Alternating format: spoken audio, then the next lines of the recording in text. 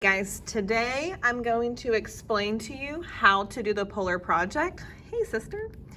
Okay, so when you're in the polar folder, we're gonna go to our polar project, due April 7th, and let's look at our description and rubric. Okay, download. So this tells you everything you need to do. You are going to look at all 4 different graphs. You are going to explain what happens when you change the numbers, when you change sine or cosine. You're going to create a masterpiece. So where on one graph, you have a bunch of different graphs to make a beautiful picture. And then you're going to do some research because these 4 types of polar graphs aren't the only polar graphs out there. So you could look at other types of polar graphs. You could look at how people use polar graphs in real life. You could look at a lot of polar graphs that are used in computer graphics and animation, so you could research that. So you're just Googling, researching any of these topics. Make sure it's one full slide and it's Times New Roman's 18 point. Now, one full slide, I had a lot of people last year doing this project.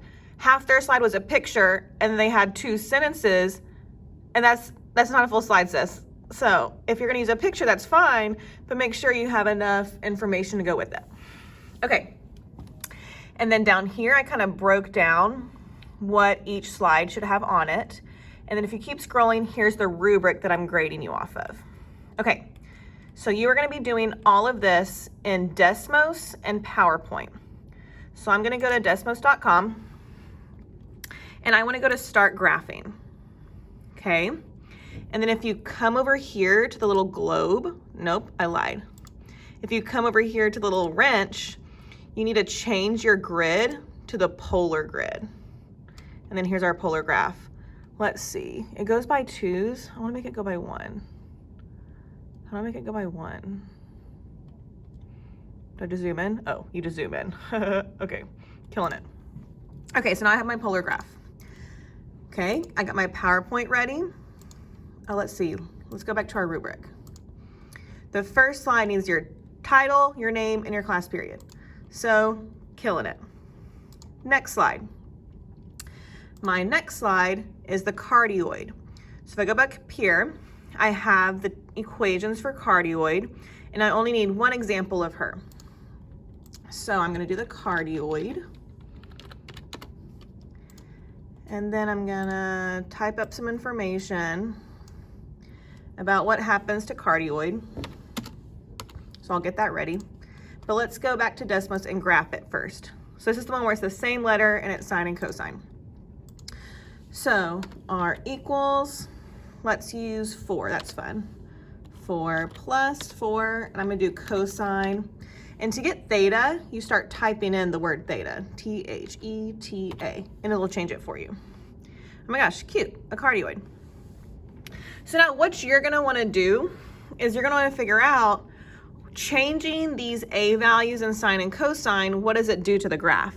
So like if I change cosine to sine, it moves, and I can talk about that. And you can kind of drag so you can see it. If you change the 4 into a 2, kind of observe what happens. If you change the plus into a minus, you can observe what happens.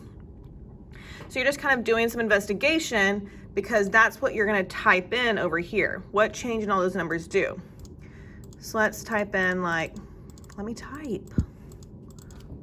Okay. Oh my gosh. Why is it doing this? Stop. I'm upset. You're going away. Okay. So if I can say like, increasing the A value does this. I'm not going to tell you because you're going to do it. Changing sine into cosine does this. A positive is here. A negative is here. Blah, blah, blah. So again, that's not what you're writing. You're going to be more specific. And then I need to include the picture. So say this is the graph I want to choose. An easy way to do this is to use snipping tool. So I'm going to search snipping tool. It looks like this. And then you're going to click new, and it lets you highlight, so click and drag, what picture you want. So it took a picture of that. This is copied. So I'm going to go to my PowerPoint and paste it. Okay. Take your picture and your equation. So I'm going to go to new again. Move this out of the way so I can come get my equation and paste that on the graph as well. So I know that this equation goes with this cardioid. And you're doing this for every graph. Now pay attention whenever you're doing this project at the rubric. So I'm doing the investigate right now.